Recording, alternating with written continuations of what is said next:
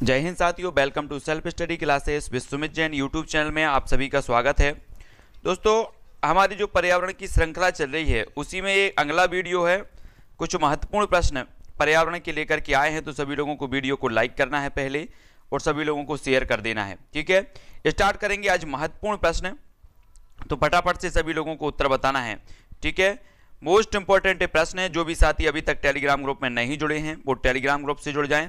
Telegram group में जुड़ने के लिए आपको सर्च करना है, टेलीग्राम ऐप डाउनलोड करना है, फिर उसमें सर्च करना है IAS स्टडी ट्रैक। ठीक है, सभी लोगों को जुड़ना जरूर है।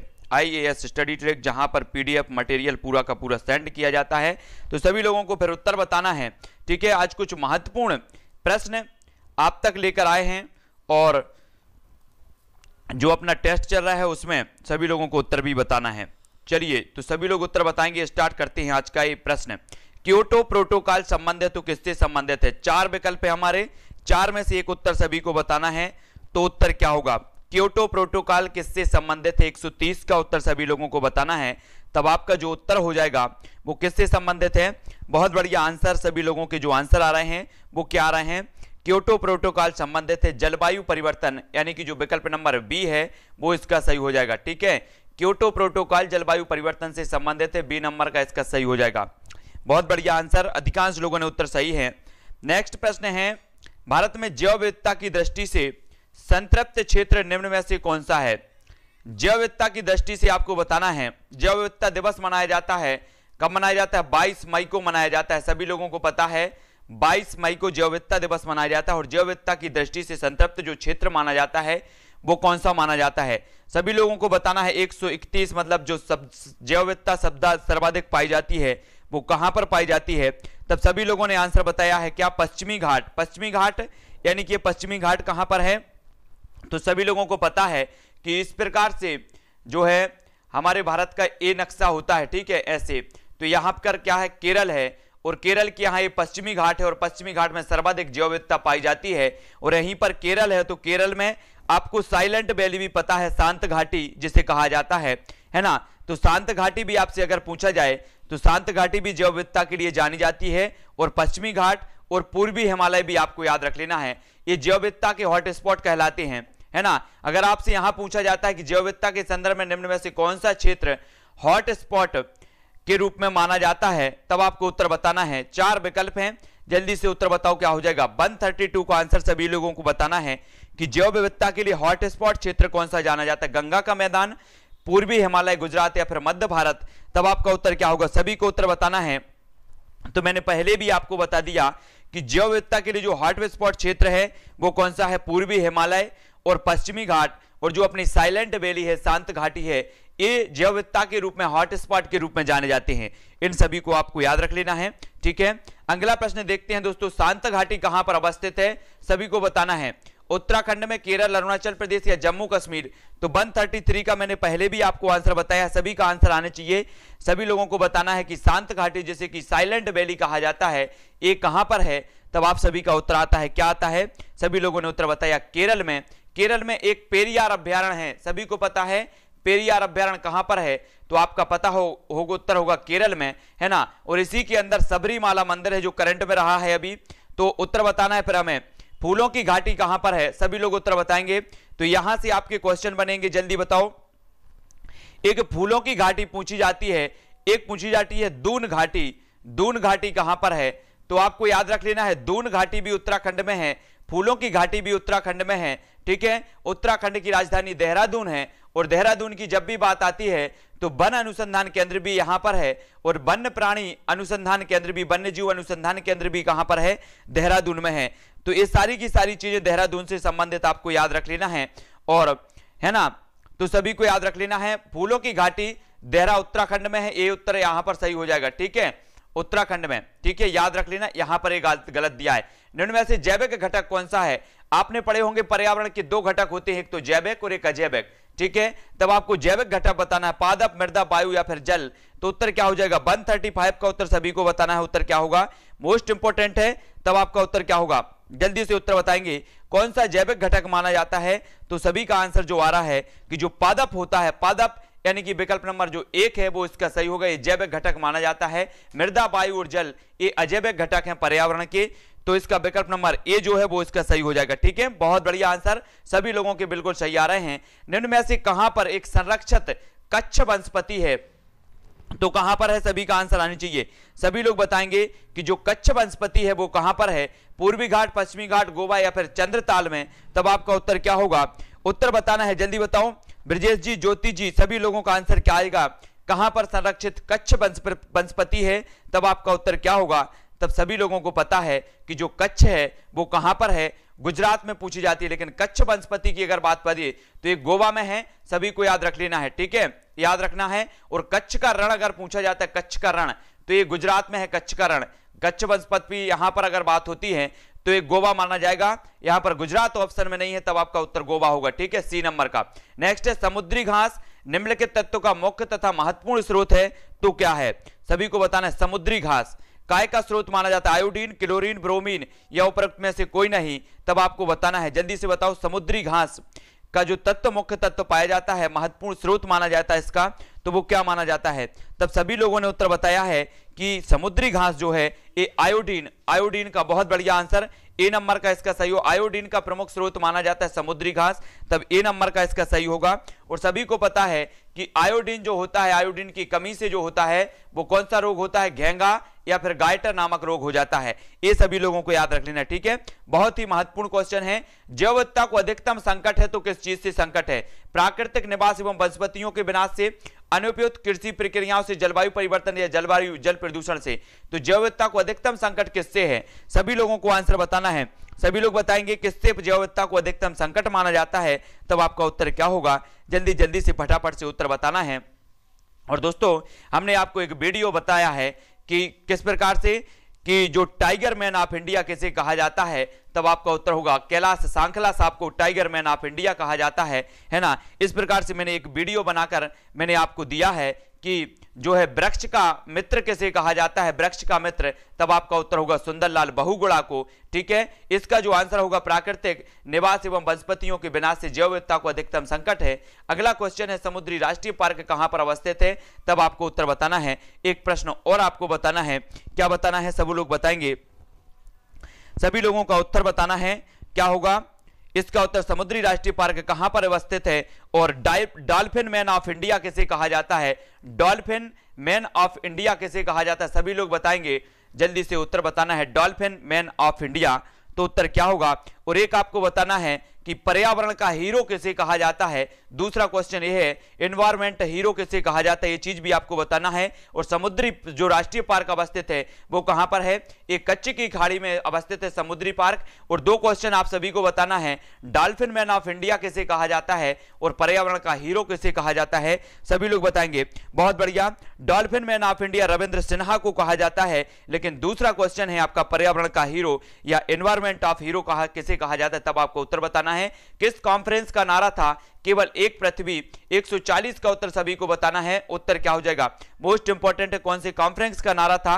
एक पृथ्वी, तब उत्तर सभी को बताना है। और पर्यावरण का हीरो किसे कहा जाता है, ये चीज भी सभी लोगों को उत्तर बताना है, तब आपका उत्तर क्या होगा।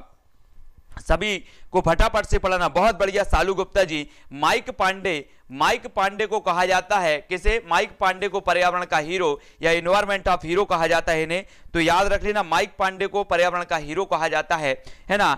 और भी बताना है क्या है, किस कॉन्फ्रेंस का नारा था केवल एक पृथ्वी, तब आपका उत्तर होगा मानव पर्यावरण कॉन्फ्रेंस का, यानी विकल्प नंबर ए जो है वो इसका सही होगा। ठीक है, बहुत बढ़िया आंसर। वह पोषक चक्र जो सूर्य के प्रकाश में सीधे संचालित होता है वो पोषक तत्व कौन सा है? 141 का आंसर बताना है, तो उत्तर क्या हो जाएगा? सभी को बताना है। वर्ल्ड मैन ऑफ इंडिया किसे कहा जाता है?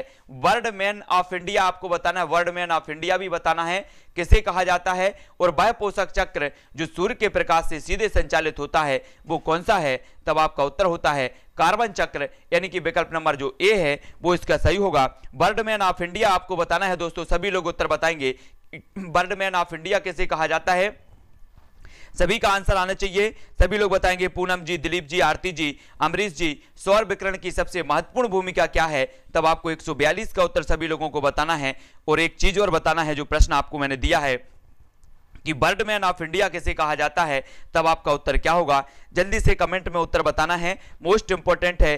तो सौर विकिरण की सबसे महत्वपूर्ण भूमिका होती है वो काय की होती है, जल चक्र में जो है सौर विकिरण की महत्वपूर्ण भूमिका होती है ना, सभी को पता है, तो सभी लोगों को याद रख लेना है। और बहुत बढ़िया नीलू जी, सलीम अली जो कहे जाते हैं, सलीम अली ये बर्डमैन ऑफ इंडिया कहे जाते हैं, बहुत बढ़िया आंसर, सलीम अली को बर्डमैन ऑफ इंडिया कहा जाता है, मोस्ट इंपोर्टेंट। अब आपको तीसरा क्वेश्चन बताना है, क्या बताना है कि हरित क्रांति के भारत में जनक कौन माने जाते हैं, भारत में हरित क्रांति के जनक, तो उत्तर बताना है। और सागरीय जल में कितने प्रतिशत लवणता होती है, तब आपका उत्तर क्या हो जाएगा, है ना, सभी लोग बताएंगे, तब फटाफट से उत्तर बताना है। सागरीय जल में जो लवणता पाई जाती है 143 का आंसर जो होगा वो होगा 35%, यानी कि जो विकल्प नंबर डी है वो इसका सही होगा। हरित क्रांति के जनक कौन माने जाते हैं भारत में, सभी लोगों को बताना है, मोस्ट इंपोर्टेंट है, बहुत बढ़िया आंसर, स्वामीनाथन साहब, MS स्वामीनाथन साहब माने जाते हैं भारत में हरित क्रांति के जनक। अधोलिखित में से पृथ्वी के कार्बन चक्र में कार्बन डाइऑक्साइड की जो मात्रा को नहीं बढ़ाता तो कौन नहीं बढ़ाता, कार्बन डाइऑक्साइड के बारे में सभी को पता है दोस्तों, ये क्या होती है कार्बन डाइऑक्साइड, ये जो है पृथ्वी के तापमान को बढ़ाने में महत्वपूर्ण भूमिका निभाती है, ग्रीन हाउस प्रभाव सभी लोग जानते होंगे। तब अधोलिखित में कौन सा पृथ्वी के कार्बन चक्र में कार्बन डाइऑक्साइड की मात्रा को नहीं बढ़ाता, तब आपका उत्तर क्या होगा, जो प्रकाश संश्लेषण है एक कार्बन डाइऑक्साइड की मात्रा को नहीं बढ़ाता, यानी कि जो विकल्प नंबर बी है वो इसका सही हो जाएगा। ठीक है, बहुत बढ़िया आंसर अनुज जी, अमरीश जी, संजू जी, प्रमोद जी, अधिकांश लोग जो आंसर बता रहे हैं और अपना आकलन बहुत अच्छे से कर रहे हैं। जीवमंडल के आवरण की परत सामान्यतः कितनी मोटी होती है, जल्दी से आपको बताना है दोस्तों। और आपने वायुमंडल पढ़ा है, वायुमंडल आपको पता होगा कि वायुमंडल में एक सबसे निचली परत होती है, वो कौन सी होती है, सभी लोगों को बताना है, जल्दी से बताना है। और एक और बताना है, दूसरा क्वेश्चन मैं अभी पूछ रहा हूं आपसे, जीवमंडल के आवरण की परत सामान्यतः कितनी मोटी होती है, तब आपका 145 का आंसर हो जाएगा, वो क्या हो जाएगा, जल्दी से सभी को कमेंट में बताना है ना। तब आपका उत्तर आ रहा है, क्या आ रहा है, विकल्प नंबर 20 से 30 मीटर, 20 से 30 किलोमीटर, यानी कि जो विकल्प नंबर डी है ये इतनी होती है। तब एक आपका आंसर है कि जो वायुमंडल की सबसे निचली परत मानी जाती है वो क्षोभ मंडल मानी जाती है, क्षोभ मंडल सभी को पता है, ठीक है, क्षोभ मंडल वायुमंडल की निचली परत जाती है। अब नेक्स्ट आपका एक क्वेश्चन और पूछेंगे हम, सागरीय जल की लवणता में किस लवणता की मात्रा सर्वाधिक है, तो ये 4 विकल्प हैं। और दूसरा आपका यहां पर एक क्वेश्चन है कि किस परत को, वायुमंडल की कौन सी परत को ओजोन परत कहा जाता है, तो जल्दी से उत्तर बताना है, किस परत को सभी लोगों ने पढ़ा है कि आयन मंडल, समताप मंडल, क्षोभ मंडल, ये सभी की सभी परतें होती हैं, लेकिन आपको बताना है कौन सी परत ओजोन परत के नाम से जानी जाती है, सभी लोगों को बताना है ना, जो निरंतर अध्ययन कर रहे हैं उनको पता होगा। तब बहुत बढ़िया भावना जी ने बताया है कि समताप मंडल जो ऐसा है जिसे ओजोन परत कहा जाता है, बहुत बढ़िया आंसर। सागरीय जल की लवणता में किस लवण की मात्रा सर्वाधिक होती है, तो वो होती है सोडियम क्लोराइड, यानी कि जो विकल्प नंबर ए है वो इसका सही हो जाएगा। ठीक है, बहुत बढ़िया आंसर, पूजा जी, आरती जी, सभी लोगों का आंसर बिल्कुल एकदम सही आ रहा है। परितंत्र में मानव क्या है, परितंत्र आप लोग पढ़ते होंगे, मांसाहारी जीव होते हैं जो मांस खाते हैं, शाकाहारी जीव होते हैं जो शाकाहारी भोजन करते हैं, सर्वाहारी होते हैं जो मांस और सब खाते हैं, है ना, और जो अपघटक होते हैं, अपघटक के बारे में सभी लोग जानते हैं, इन्हें अपघटक का जो है पृथ्वी का मेहतर भी कहा जाता है। अपघटक को, ये चीज भी आपको याद रखनी है, क्योंकि पृथ्वी में जो सड़े गले भाग होते हैं, सड़े गले चीजें होती हैं, वस्तुएं होती हैं, उनको अपघटक क्या करते हैं, पोषक तत्वों में बदल देते हैं। जब परितंत्र में मानव क्या है, तब आपका उत्तर होगा सर्वाहारी, यानी कि जो विकल्प नंबर ए है वो इसका सही हो जाएगा। ठीक है, बहुत बढ़िया आंसर सभी लोगों को। पारिस्थितिक तंत्र के जैविक घटकों में कौन उत्पादक घटक है, सभी को उत्तर बताना है और सभी को एक उत्तर बताना है। पारिस्थितिकी शब्द का सर्वप्रथम जो प्रयोग किया था, सर्वप्रथम जो पारिस्थितिकी शब्द दिया है वो किसने दिया है, जल्दी से बताना है। और जैविक घटकों में कौन उत्पादक माना जाता है, तो जल्दी से बताना है, फटाफट से बताना है, उत्तर क्या होगा। 2 प्रश्न आपको हैं, सभी लोग उत्तर बताएंगे। प्रश्न क्रमांक 148 का उत्तर बताना है। अधिकांश लोगों का उत्तर क्या रहा है, पारिस्थितिकी तंत्र के जैविक घटकों में कौन उत्पादक घटक है, तो सभी लोगों ने बताया है कि जो हरे पौधे हैं ये उत्पादक घटक हैं। और एक चीज और यहां पर बनती है कि जो ऊर्जा का स्थानांतरण होता है, आपसे पूछा जाए कि ऊर्जा का जो खाद्य श्रृंखला में ऊर्जा का स्थानांतरण होता है वो कितने % होता है, 10% होता है। जैसे हरे पौधे को जो है प्राथमिक उपभोक्ता खाते हैं, तो हरे पौधों की जो ऊर्जा है वो 10% यहां से स्थानांतरण होगी प्राथमिक उपभोक्ता में। ठीक है, ये चीज भी याद रख लेनी है। और हैकले साहब जो है इन्होंने क्या किया था, पारिस्थितिकी शब्द दिया है और टांसले साहब जो हैं इन्होंने सर्वप्रथम पारिस्थितिकी शब्द का प्रयोग किया है। इस प्रकार से सभी लोगों को याद रख लेना है। तो हैकले साहब इन्होंने पारिस्थितिकी शब्द दिया है, याद रखना है। नेक्स्ट है, अगला क्वेश्चन है, समताप मंडल में ओजोन के स्तर को प्राकृतिक रूप से भी नियमित किया जाता है, तो किसके द्वारा किया जाता है, सभी लोगों को उत्तर बताना है। 149 का नाइट्रस ऑक्साइड द्वारा,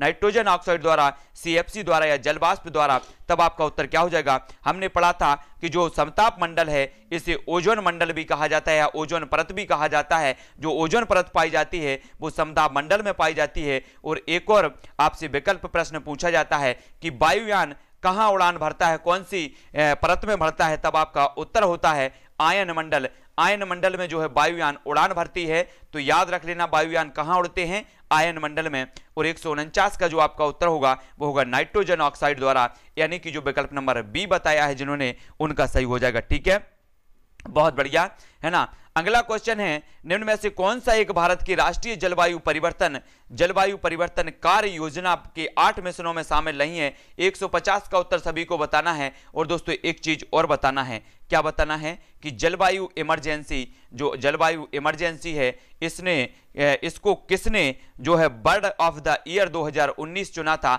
मैंने कई बार आपको बताया है, तो जल्दी से बताओ, सभी लोग बताएंगे कि जो जल्दी से बताओ। और 2019 का पर्यावरण का जो वो था, क्या पर्यावरण दिवस का जो थीम थी वो क्या थी, वायु प्रदूषण थी। पर्यावरण की जो थीम थी, 5 जून को जब हम पर्यावरण दिवस मनाते हैं तो 2019 की थीम थी वायु प्रदूषण। और जलवायु आपातकाल जो है, ये ऑक्सफोर्ड डिक्शनरी का नाम आपने सुना होगा, इसने बर्ड ऑफ द ईयर चुना था जलवायु आपातकाल को। और निम्न में से कौन सा एक भारत की राष्ट्रीय जलवायु परिवर्तन के 8 मिशनों में शामिल नहीं है, तो वो नाभिकीय शक्ति, यानी कि जो विकल्प नंबर सी है वो इसका सही हो जाएगा। नाभिकीय शक्ति ये जलवायु परिवर्तन के 8 मिशनों में शामिल नहीं है। तब आपको उत्तर बताना है, खाद्य श्रृंखला फूड चेन में मानव क्या है, 151 का उत्तर बताना है। सभी लोग उत्तर बताएंगे, सभी लोगों को उत्तर बताना है। एक क्वेश्चन और पूछा जाता है दोस्तों, सभी लोगों को उत्तर बताना है कि अब जो हमारे वन्य अभ्यारण्य है, वन्य अभ्यारण्य मध्य प्रदेश में, अगर आपसे मैं पूछूं कि कान्हा किसली राष्ट्रीय उद्यान कहां पर है, किस जिले में है मध्य प्रदेश के, तब आपको इसका उत्तर भी बताना है। और खाद्य श्रृंखला फूड चेन में मानव प्राथमिक तथा द्वितीय उपभोक्ता के रूप में जाना जाता है, तो याद रख लेना है। ठीक है, प्राथमिक उपभोक्ता और द्वितीय उपभोक्ता दोनों के रूप में जाना जाता है। तब ये क्वेश्चन आपको बताना है, कान्हा किसली राष्ट्रीय उद्यान कहां पर है, सभी का आंसर आना चाहिए। समुद्री खरपतवार में से किसका महत्वपूर्ण स्रोत है, गंधक का, क्लोरीन का, ब्रोमीन का या फिर आयोडीन का। तब आपका उत्तर हमने अभी पढ़ा है। तो जल्दी से प्रश्न क्रमांक 150, बहुत बढ़िया आंसर, मंडला में जो है ये पाया जाता है। कौन सा, ये कान्हा किसली राष्ट्रीय उद्यान मंडला में है। और आपको बताना है कि जो मंडला है, मंडला में कान्हा किसली राष्ट्रीय उद्यान है और किस प्राणी के लिए जाना जाता है, किस प्राणी का विशेषता है, किस प्राणी का यहां पर संरक्षण दिया गया है, तब आपको बताना है। जल्दी से बताओ उत्तर क्या होगा। इसका सही उत्तर तो होगा कि समुद्री खरपतवार आयोडीन के लिए जानी जाती है। प्रश्न डबल है, लेकिन एक क्वेश्चन आपको पता है कि जो मंडला है यहां पर कान्हा किसली राष्ट्रीय उद्यान है मध्य प्रदेश का, लेकिन यहां पर कौन से जो है, बहुत बढ़िया, कौन सी प्रजाति का बताना है। 12 सिंगा तो है, लेकिन कौन सी प्रजाति का 12 सिंगा के लिए यहां पर वो संरक्षण दिया गया है, तो सभी लोग उत्तर बताएंगे। सागरीय खरपतवार किसका महत्वपूर्ण स्रोत है, तो ये तो डबल हुआ है। नेक्स्ट प्रश्न हमारा ये है कि वर्षा की मात्रा निर्भर करती है, तो किस पर करती है, सभी लोगों को बताना है। किस प्रजाति का जो 12 सिंगा है वो माना जाता है, तब ब्रेडरी, बहुत बढ़िया अनुज तिवारी जी, ब्रेडरी प्रजाति का जो 12 सिंगा है वो कान्हा किसली राष्ट्रीय उद्यान के लिए ये जीव जाना जाता है, जहां पर इसको संरक्षण प्राप्त है, जो कि मंडला में। बहुत बढ़िया आंसर। एक क्वेश्चन और आपको बताना है वन्य जीव अभ्यारण्य से संबंधित कि सफेद बाघों के लिए कौन सा अभ्यारण्य जाना जाता है और वर्षा की मात्रा निर्भर करती है, तो वो के वायुमंडल में नमी पर निर्भर करती है, यानी कि जो विकल्प नंबर बी है वो इसका सही हो जाएगा। सफेद शेरों के लिए बताना है, सफेद शेरों के लिए कौन सा अभ्यारण्य जाना जाता है, ये चीज आपको बतानी है। और नेक्स्ट हमारा प्रश्न है, इनमें से कौन सी एक वायुमंडल में स्थायी गैस है, तो स्थायी गैस बताना है कौन सी है, सभी लोगों को आंसर बताना है। उत्तर क्या होगा, सफेद शेरों के लिए कौन सा जो है राष्ट्रीय उद्यान जाना जाता है, तब सभी लोगों ने उत्तर बताया है कि जो बांधवगढ़ है, बांधवगढ़ राष्ट्रीय उद्यान जाना जाता है सफेद शेरों के लिए। बहुत बढ़िया आंसर, सभी लोगों के आंसर बिल्कुल सही आए हैं। ठीक है, जो गिर है वो गुजरात में है ना। मध्य प्रदेश की अगर बात करें तो बांधवगढ़ जो राष्ट्रीय उद्यान है ये सफेद शेरों के लिए जाना जाता है, ये चीज भी आपको याद रखनी है ना। और ये नाइट्रोजन के लिए जानी जाती है स्थायी, यहां पर 78% जो है इसकी मात्रा है, और 78 और नाइट्रोजन और ऑक्सीजन मिलाकर कुल 99 वायुमंडल की 99 जो प्रतिशत गैसें हैं वो जो दो गैसें हैं नाइट्रोजन और ऑक्सीजन, ये चीज भी याद रखनी है। समुद्री शैवाल, ये तो बार बार क्वेश्चन आ रहा है, 71% पृथ्वी का तल ढका है तो किससे ढका है, 71% आपको बताना है, जल्दी से उत्तर बताना है, सभी लोग उत्तर बताएंगे। और आपका एक क्वेश्चन और है दोस्तों कि शिवपुरी जो है, शिवपुरी में कौन सा राष्ट्रीय उद्यान है, सभी लोग बताएंगे। मध्य प्रदेश की शिवपुरी में, शिवपुरी एक जिला है, शिवपुरी में कौन सा राष्ट्रीय उद्यान है, सभी लोग बताएंगे। और 71% सभी लोगों को पता है कि जल से ढका है, बिल्कुल आंसर आ रहे हैं, लेकिन शिवपुरी में आपको बताना है कौन सा राष्ट्रीय उद्यान है, तो फटाक से कमेंट में लिखेंगे सभी लोग।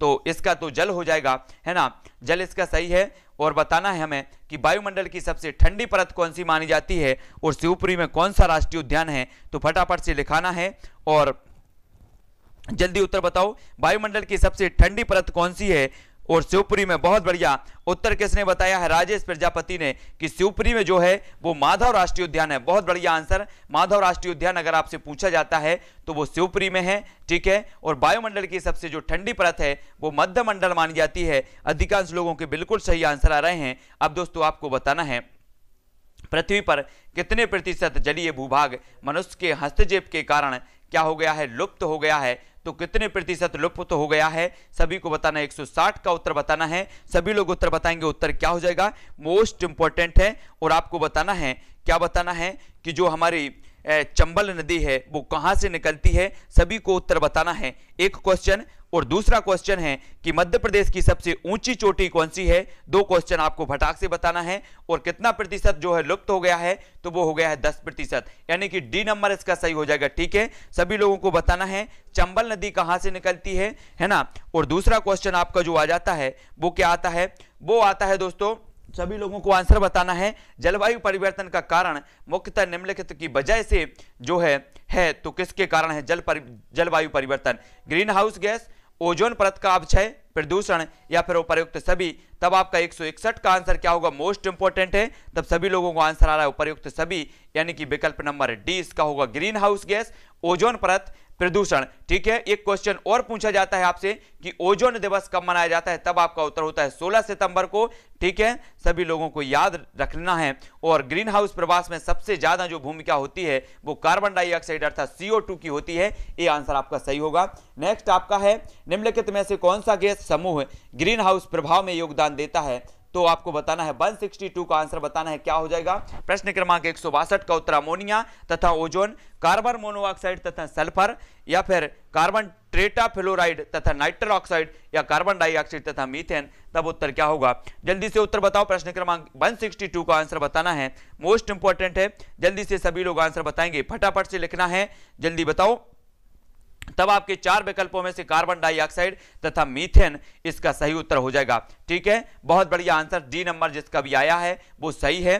ठीक है, अगला क्वेश्चन देख लेते हैं, निम्न में से किस देश में विश्व के तापमानों पर आंकड़े इकट्ठे करने के लिए वैश्विक वायुमंडल चौकसी स्टेशन स्थापित नहीं किया गया, तो कहां पर नहीं किया गया, सभी लोग उत्तर बताएंगे। उत्तर क्या हो जाएगा, है ना। और आपको एक और क्वेश्चन बताना है दोस्तों कि ग्रीन आर्मी का गठन किस राष्ट्र ने किया है, कौन से देश ने किया है, उत्तर सभी लोगों को बताना है, उत्तर क्या हो जाएगा। और 163 का आपको उत्तर बताना है, तब आपका उत्तर जो हो जाएगा वो होगा भारत में, भारत में, यानी कि जो विकल्प नंबर डी है वो सही होगा। और ग्रीन आर्मी का गठन किसने किया है, सभी लोगों को आंसर बताना है, मोस्ट इंपॉर्टेंट है, ग्रीन आर्मी का गठन किसने किया है, एक क्वेश्चन, बहुत बढ़िया। ऑस्ट्रेलिया ने ग्रीन आर्मी का गठन किया है, किसने उत्तर बताया है, मनीषा जी शुक्ला, बहुत बढ़िया, धन्यवाद। और नेक्स्ट आपका एक क्वेश्चन और बता है कि कौन सी ग्रीन हाउस गैस नहीं है, तो ग्रीन हाउस गैस के बारे में भी आप लोगों को बताना है। और एक प्रश्न और हम आपसे पूछ लेते हैं, क्या पूछ लेते हैं, सभी लोगों को बताना है, मोस्ट इंपॉर्टेंट क्वेश्चन है ना, सभी लोग बताएंगे, बहुत बढ़िया, सभी लोगों के बिल्कुल आंसर आ रहे हैं कि जो हाइड्रोजन है ये ग्रीन हाउस गैस नहीं मानी जाती है। मतलब जो विकल्प नंबर डी है वो इसका सही हो जाएगा। बहुत बढ़िया आंसर, बिल्कुल एकदम सटीक आंसर आ रहा है ना। नेक्स्ट प्रश्न है, पर्यावरण में ग्रीन हाउस प्रभाव में वृद्धि होती है तो किसके कारण होती है? 165 का आंसर सभी लोगों को बताना है, सभी मित्रों को बताना है, जल्दी से बताना है, तब आपका उत्तर क्या हो जाएगा। जल्दी जल्दी सभी लोग बताएंगे कि पर्यावरण में ग्रीन हाउस गैस प्रभाव में वृद्धि होती है तो किसके कारण होती है। सभी लोग जानते हैं कि ग्रीन हाउस गैस किसी वायुमंडल की बहुत बढ़िया, सभी लोगों का आंसर जो आ रहा है वो आ रहा है कार्बन डाइऑक्साइड के कारण, यानी कि जो विकल्प नंबर बी है वो सभी ने बताया है। बहुत बढ़िया है। निम्न में से कौन सा पिछली शताब्दी में पृथ्वी के औसत तापमान में वृद्धि प्रदर्शित करता है? तो कौन सा करता है? पिछली शताब्दी में पृथ्वी के औसत तापमान में वृद्धि प्रतिशत करता है, तब 0.8 डिग्री सेल्सियस इसका सही होगा, विकल्प नंबर सी, है ना। विकल्प नंबर सी इसका सही हो जाएगा। अगला क्वेश्चन है, कौन सी हरित गैस नहीं है? तो हरित गैस हमें बताना है कौन सी हरित गैस नहीं है। 4 विकल्प हैं आपके सामने, 4 में से एक का उत्तर सभी लोगों को बताना है। जल्दी से सभी लोग कमेंट में लिखेंगे, सभी लोग उत्तर बताना है, मोस्ट इंपोर्टेंट है, जल्दी जल्दी से बताना है उत्तर क्या हो जाएगा, तब आपका उत्तर जो हो जाता है वो कौन सा हो जाता है। और एक क्वेश्चन और आपको बताना है कि मध्य प्रदेश का सबसे ऊंचा जो जलप्रपात माना जाता है वो कौन सा माना जाता है। जल्दी से सभी लोग कमेंट में लिखेंगे, है ना। और कौन सी हरित गैस नहीं है, तब आपका उत्तर हो जाता है कि नाइट्रोजन, ये हरित गैस नहीं मानी जाती। और मध्य प्रदेश का कौन सा सबसे ऊंचा जलप्रपात माना जाता है और किस नदी पर बना है, सभी लोगों को बताना है। और किस में जलवायु परिवर्तन का क्रायोजेनिक संकेतक प्राप्त किया जाता है, तो किस में किया जाता है? 168 का आंसर हमें बताना है। और नेक्स्ट बताना है कि चचाई जलप्रपात, और चचाई जलप्रपात कहां पर बना है, कौन सी नदी पर बना है, ये चीज भी आपको बताना है। चचाई जलप्रपात सबसे ऊंचा जलप्रपात माना जाता है मध्य प्रदेश का, और बहुत बढ़िया ये बीहड़ नदी पर बना है। बहुत बढ़िया अध्ययन सभी लोगों का। चचाई जलप्रपात जो है ये बीहड़ नदी पर है और मध्य प्रदेश का सबसे ऊंचा जलप्रपात भी माना जाता है। बहुत बढ़िया आंसर, सभी लोगों का एकदम सटीक आंसर आ रहा है। और जलवायु परिवर्तन का क्रायोजेनिक संकेत है तो वो आइस कोर है, आइस कोर, यानी कि जो विकल्प नंबर ए है वो इसका सही हो जाएगा। अधिकांश लोगों ने शिवकांत पुष्पेंद्र जी, है ना, बहुत बढ़िया आंसर है। नेक्स्ट बात करनी है, वैश्विक ऊष्मन उत्सर्जन के कारण होता है तो क्या होता है? 160, है ना, किसके कारण होता है वैश्विक ऊष्मन उत्सर्जन? नाइट्रोजन के कारण, कार्बन डाइऑक्साइड के कारण, कार्बन मोनोऑक्साइड के कारण, या फिर हाइड्रोकार्बन के कारण? तो सभी लोगों को उत्तर बताना है। प्रश्न क्रमांक 169 का उत्तर क्या हो जाएगा, सभी लोगों को उत्तर बताना है, मोस्ट इंपॉर्टेंट है। और एक क्वेश्चन और आपको बताना है, एक क्वेश्चन है, क्या है? एक क्वेश्चन है कि नर्मदा जो नदी है वो नर्मदा नदी कहां से निकलती है ना, मध्य प्रदेश से इसका उद्गम कहां से होता है और मध्य प्रदेश में इसकी लंबाई कितनी है, कुल लंबाई इसकी कितनी है? तो 3 क्वेश्चनों के आपको उत्तर बताना है, क्योंकि आपको नदियां भी पढ़ना है, जलप्रपात भी पढ़ना है, अभ्यारण्य भी पढ़ना है, उद्यान भी पढ़ना है, इनको सभी को जो है याद करना है। तब सभी का उत्तर क्या आ रहा है? अमरकंटक। बहुत बढ़िया, कार्बन डाइऑक्साइड के कारण इसका सही उत्तर होगा, है ना। वैश्विक ऊष्मन उत्सर्जन होता है कार्बन डाइऑक्साइड के कारण, और सभी लोगों का उत्तर आ रहा है कि अमरकंटक से निकलती है नर्मदा नदी और 1077 इसकी लंबाई है मध्य प्रदेश में, है ना, सभी लोगों ने बिल्कुल सही बताया है। और टोटल जो लंबाई है वो 1312 किलोमीटर है। बहुत बढ़िया आंसर। और जो नर्मदा नदी है इसको किस देश, किस राज्य की जीवन रेखा कहा जाता है, तब आपको उत्तर बताना है। फटाफट रखेंगे, जल्दी से फटाफट उत्तर बताना है। मानव की कौन सी क्रिया जलवायु में सर्वाधिक प्रभावित करती है, तो कौन सी करती है? 170 का उत्तर सभी लोगों को बताना है। बहुत बढ़िया, इसे मध्य प्रदेश की जीवन रेखा भी कहा जाता है। अधिकांश लोगों ने बिल्कुल आंसर बताया है। तो हमें खेल खेल में पढ़ते पढ़ते कुछ महत्वपूर्ण जो तथ्य है उनको याद करना है, उनको सीखना है। बहुत बढ़िया आंसर सभी लोगों ने बताया है। और ये आपका लास्ट क्वेश्चन है 170 का, तब आपका उत्तर हो जाएगा कि कौन सी क्रिया जलवायु से सर्वाधिक प्रभावित होती है। तो जलवायु से होती है कृषि, है ना, कृषि सर्वाधिक प्रभावित होती है। सभी लोगों को पता है कि जलवायु में परिवर्तन होता है तो कहीं पाला पड़ता है, कहीं तुषार लगता है कृषि में, कहीं विभिन्न प्रकार के रोग होते हैं, तो सबसे ज्यादा प्रभावित होती है तो कृषि प्रभावित होती है, यानी कि जो विकल्प नंबर डी है वो सभी का आंसर सही हो जाएगा। ठीक है, बहुत बढ़िया, सभी के लिए बहुत बहुत धन्यवाद। सभी लोग लाइक जरूर कर देना। अपना आज का जो आधा घंटा है वो खत्म होता है महत्वपूर्ण प्रश्नों पर। यहां पर जो है ना, तो क्या कर दिया, यहाँ पर अपन ने बहुत सारे प्रश्नों पर जो है तैयारी की है और कुछ महत्वपूर्ण प्रश्नों पर अपन ने चर्चा की है, चाहे वो अभ्यारण्य हो, चाहे वो जलप्रपात हो, चाहे उद्यान हो, चाहे नदियों हो, कुछ महत्वपूर्ण प्रश्नों पर चर्चा की और सभी लोगों ने बहुत बढ़िया तरीके से उत्तर बताए हैं। ये सारे के सारे प्रश्न आपके पर्यावरण के कहीं से भी पूछे जा सकते हैं, क्योंकि वन भी आपके पर्यावरण में आएंगे, नदियां भी आपकी पर्यावरण में आएंगी और आपकी जो घाटी हैं वो भी पर्यावरण में आएंगी, है ना, सर्वाधिक जो चोटी है वो भी आएंगी। तो ये सारी की सारी क्लासें अपन को याद करना है, सभी लोगों को याद करना है, ठीक है। बहुत बढ़िया, ज्योति जी, दिलीप जी, सुरेश जी, सभी लोग लाइक कर जरूर कर देना। और पर्यावरण का अपने इसी टाइम टेस्ट होता है, जो भी आपको, है ना, पिंकी सिंह जी क्या कंफ्यूज हो गई, सभी लोग बताएंगे। नीलू जी, है ना, किसी को अगर कोई डाउट है तो वो कमेंट में बिल्कुल पूछ सकते हैं। सुनीता जी, विभुन जी, पूनम जी, सुरेंद्र जी, सभी लोग लाइक जरूर कर देना, ठीक है। हाँ, और सभी लोग टेलीग्राम ग्रुप से सभी लोगों को जुड़ना है। बहुत सारे लोग, लगभग 2500 लोग टेलीग्राम ग्रुप से जुड़ चुके हैं, जहां पर सभी लोग अध्ययन कर रहे हैं। सभी को पीडीएफ आदि स्टडी मटेरियल बिल्कुल सिलेबस के अनुसार सभी को प्रेषित किया जाता है। तो सभी लोग टेलीग्राम ग्रुप से जुड़ें। टेलीग्राम ऐप डाउनलोड करना है, उसमें सर्च करना है IAS स्टडी ट्रैक, ठीक है, और अपन को क्या करना है, उससे जुड़ जाना है और पीडीएफ आदि पूरा का पूरा स्टडी मटेरियल आपको वहां पर मिलता है बिल्कुल सिलेबस के अनुसार। सभी लोग जो है मैथ्स की अपनी पेडागोजी की क्लास होती है, मैथ्स की पेडागोजी की 2:30 बजे, उससे जो भी जुड़ना चाहते हैं वो जुड़ सके हैं, ठीक है। बहुत बढ़िया, तो आज की वीडियो के लिए बस इतना ही। सभी को धन्यवाद। रहन जी, अखिलेश जैन जी, पूनम जी, ठीक है, दुर्गा जी, बहुत बढ़िया, सभी के लिए एक बार पुनः धन्यवाद। मालती जी, मोहम्मद फरीन जी, ठीक है। तो आज के लिए बस इतना ही। 7:15 पर आपकी बाल विकास की क्लास होगी और इसी प्रकार से हम अध्ययन करेंगे, ठीक है। तो जय हिंद।